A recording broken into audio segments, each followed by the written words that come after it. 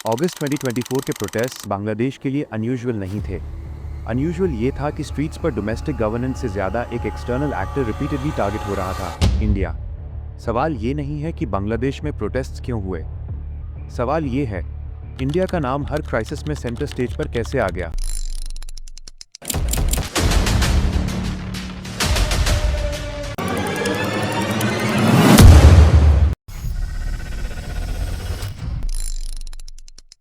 2024 ढाका और बांग्लादेश के कुछ मेजर सिटीज में पॉलिटिकल प्रोटेस्ट्स देखने को मिले। इन प्रोटेस्ट्स का फोकस सिर्फ डोमेस्टिक पॉलिटिक्स तक लिमिटेड नहीं था।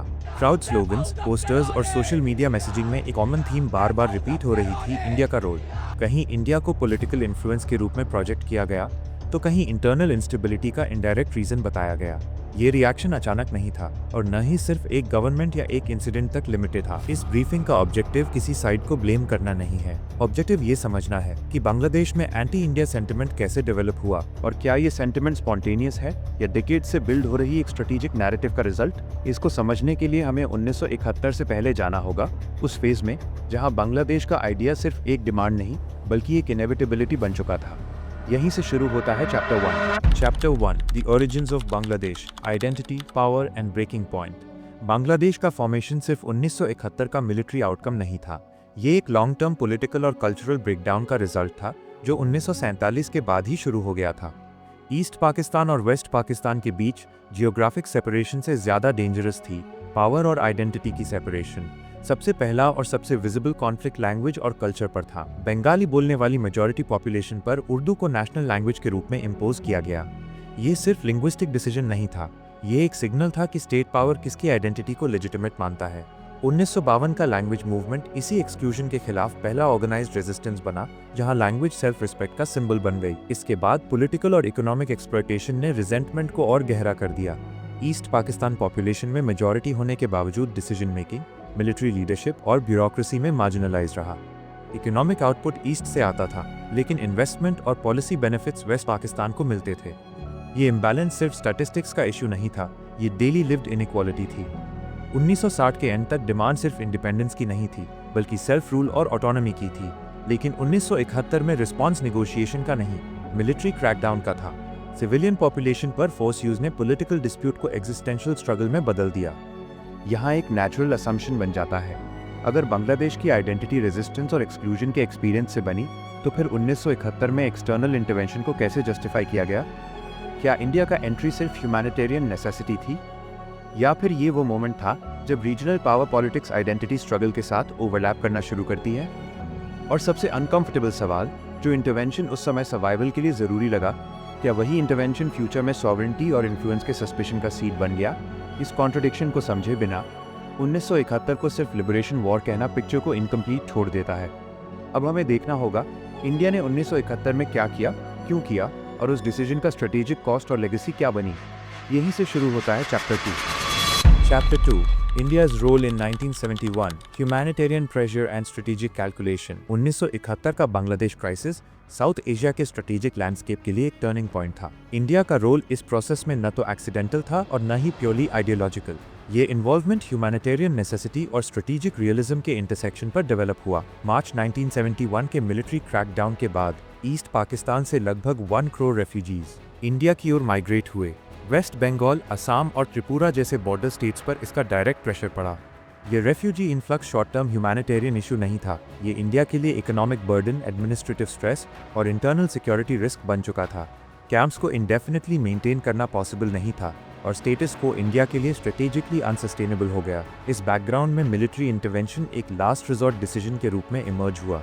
दिसंबर 1971 की इंटरवेंशन इम्पल्सिव नहीं थी, बल्कि carefully plan limited war strategy थी। इंडिया का ऑब्जेक्टिव ऑक्यूपेशन या टेरिटोरियल एक्सपेंशन नहीं था, बल्कि कॉन्फ्लिक्ट को क्विकली कंक्लूड करना और रेफ्यूजी क्राइसिस का स्ट्रक्चरल सॉल्यूशन क्रिएट करना था। पाकिस्तानी मिलिट्री डिफीट ने ग्राउंड रियलिटी को डिसाइसिवली चेंज कर दिया। पैरेलल ट्रैक पर इंडिया की डिप्लोमेटिक लीडरशिप इक्वली क्रिटिकल रही। न्यू दिल्ली ने इंटरनेशनल फोरम्स पर बांग्लादेश के ह्यूमैनिटेरियन और पॉलिटिकल केस को आर्टिकुलेट किया। वॉर के बाद बांग्लादेश को अर्ली रिकॉग्निशन देना एक सिंबॉलिक एक्ट के साथ साथ स्ट्रेटेजिक सिग्नल भी था, साउथ एशिया में न्यू पॉलिटिकल रियलिटी को लेजिटिमाइज करना। यहाँ तक पिक्चर एक हिस्टोरिकल पैराडॉक्स दिखाती है। इंडिया ने बांग्लादेश के बर्थ में डिसाइसिव रोल प्ले किया, लेकिन वही रोल टाइम के साथ ट्रस्ट से ज़्यादा इंटरप्रिटेशन और सस्पिशन में कन्वर्ट होता गया। सवाल ये नहीं है कि इंडिया ने 1971 में क्या किया, सवाल ये है कि 1971 के बाद रिलेशनशिप किस टेरेन पर शिफ्ट हुई।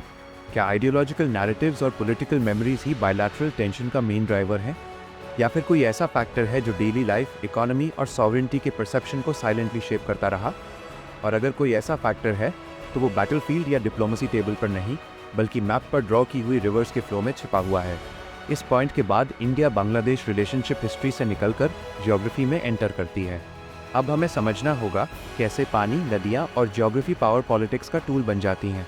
यहीं से शुरू होता है chapter 3, water, geography and power, the river politics between India and Bangladesh. India Bangladesh relationship में वाटर सिर्फ एक नेचुरल रिसोर्स नहीं है, ये स्ट्रेटेजिक ज्योग्राफी का सबसे सेंसिटिव कंपोनेंट है। दोनों कंट्रीज के बीच 50 से ज़्यादा ट्रांसबाउंड्री रिवर्स फ्लो करती हैं, और इन रिवर्स का कंट्रोल, टाइमिंग और distribution directly livelihoods, food security और पॉलिटिकल स्टेबिलिटी से लिंक्ड है। इसी वजह से वाटर डिस्प्यूट्स ने टाइम के साथ ट्रस्ट डेफिसिट को डीपन किया है। गंगा फराक्का इशू को फॉर्मली रिजॉल्व्ड माना जाता है। फराक्का बराज का ऑब्जेक्टिव कोलकाता पोर्ट की नेविगेबिलिटी मेंटेन करना था, लेकिन बांग्लादेश के पर्सपेक्टिव से ये अपस्ट्रीम कंट्रोल का सिंबल बन गया। 1996 का गंगा वाटर शेयरिंग ट्रीटी एक इंस्टीट्यूशनल फ्रेमवर्क प्रोवाइड करता है, लेकिन ड्राई सीजन फ्लोज पर कंसर्न्स अभी भी सेंसिटिव पॉलिटिकल टॉपिक बने हुए हैं। अग्रीमेंट के बावजूद परसेप्शन ये है कि upstream power asymmetry completely neutralise नहीं हुई है। सबसे contentious issue Teesta river dispute है। तीस्ता बांग्लादेश के नॉर्दर्न डिस्ट्रिक्ट्स के लिए इरिगेशन और एग्रीकल्चर की लाइफलाइन है। Proposed water sharing agreement political constraints के कारण फाइनलाइज नहीं हो पाया है। फ्यूचर में प्रेशर और बढ़ने वाला है। Climate change, glacier melt, erratic monsoon और extreme weather events river flows को अनप्रेडिक्टेबल बना रहे हैं। Chapter 4, trade, dependence and perception warfare. India Bangladesh economic relationship surface पर स्टेबल और ग्रोइंग दिखाई देता है। ट्रेड वॉल्यूम्स बढ़े हैं, कनेक्टिविटी इंप्रूव हुई है, लेकिन बांग्लादेश के डोमेस्टिक डिस्कोर्स में ट्रेड को अपॉर्चुनिटी से ज्यादा वल्नरेबिलिटी के रूप में फ्रेम किया जाने लगा है। सबसे पहला issue one sided trade balance का है। इंडिया बांग्लादेश का एक मेजर ट्रेडिंग पार्टनर है, लेकिन एक्सपोर्ट्स और इंपोर्ट्स का गैप कंसिस्टेंटली इंडिया के फेवर में रहा है। इकोनॉमिक टर्म्स में ये गैप स्ट्रक्चरल फैक्टर्स का रिजल्ट है, इंडस्ट्रियल कैपेसिटी, स्केल और डाइवर्सिफिकेशन। नंबर्स का स्ट्रेटेजिक फ्रेमिंग सेंटिमेंट को शेप करता है। इसके साथ जुड़ा है ओवर डिपेंडेंस का कंसर्न। बांग्लादेश के पॉलिसी सर्कल्स में ये फियर एग्जिस्ट करता है कि एक्सेसिव इकोनॉमिक रिलायंस फ्यूचर में पॉलिटिकल लेवरेज में कन्वर्ट हो सकती है, चाहे ये फियर फुली जस्टिफाइड हो या नहीं।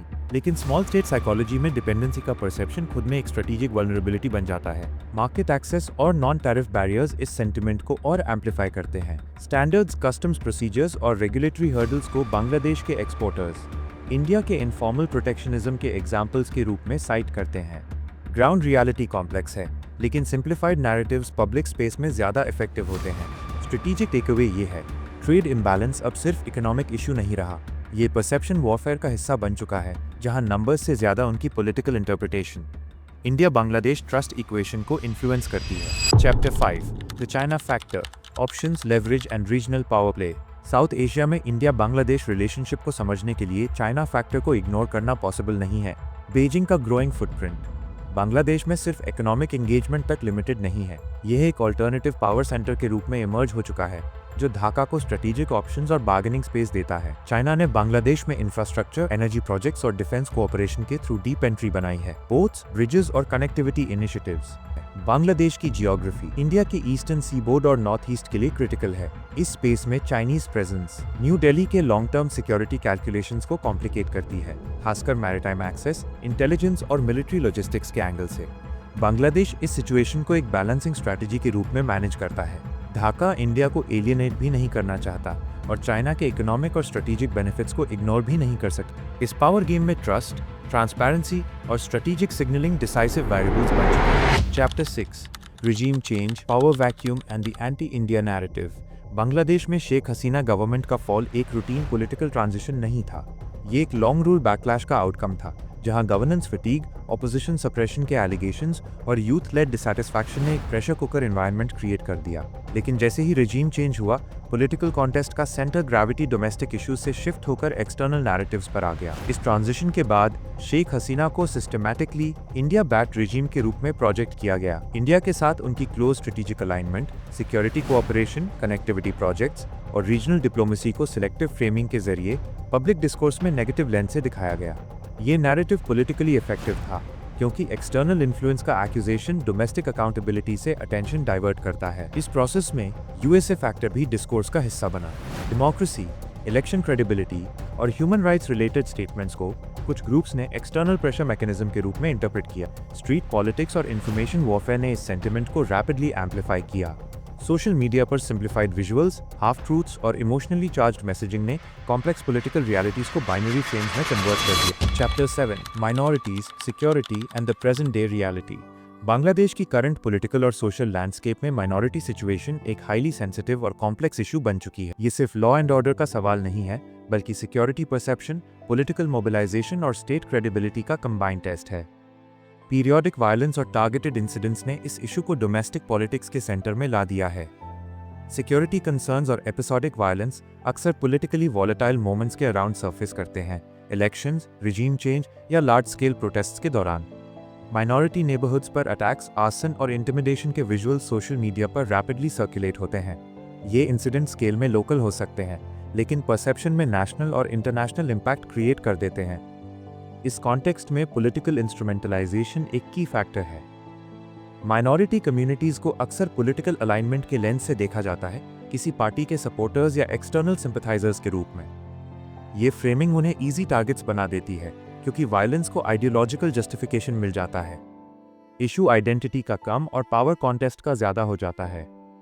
स्टेट रिस्पॉन्स फॉर्मली स्ट्रांग दिखाई देता है, लॉज एग्जिस्ट करते हैं, स्टेटमेंट्स इशू होते हैं और इन्वेस्टिगेशंस अनाउंस की जाती हैं।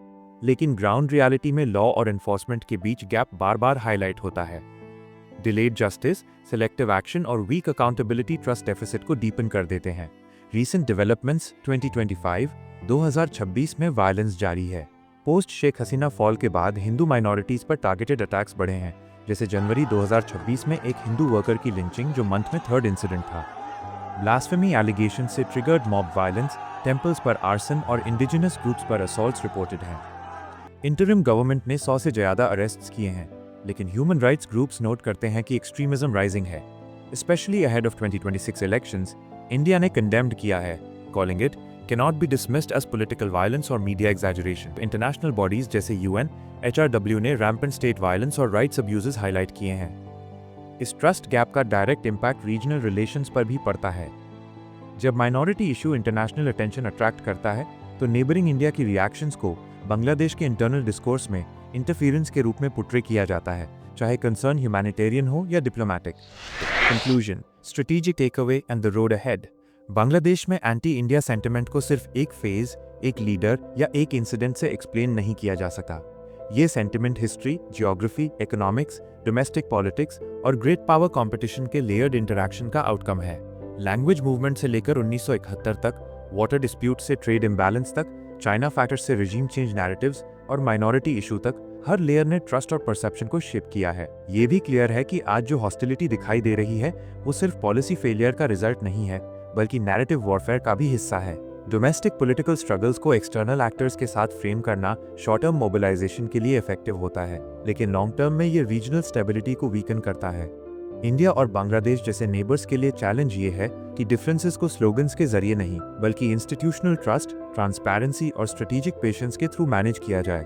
अब सवाल आपसे है, आपके हिसाब से बांग्लादेश में एंटी इंडिया सेंटिमेंट का सबसे बड़ा ड्राइवर क्या है? History, water disputes, China factor, domestic politics या कुछ और? कमेंट्स में अपनी एनालिसिस और ओपिनियन जरूर शेयर कीजिए। और अगर आपको ये वीडियो बैलेंस्ड और इन्फॉर्मेटिव लगी हो, तो एंड स्क्रीन पर आ रहे हमारे प्रीवियस वीडियो को जरूर देखिए।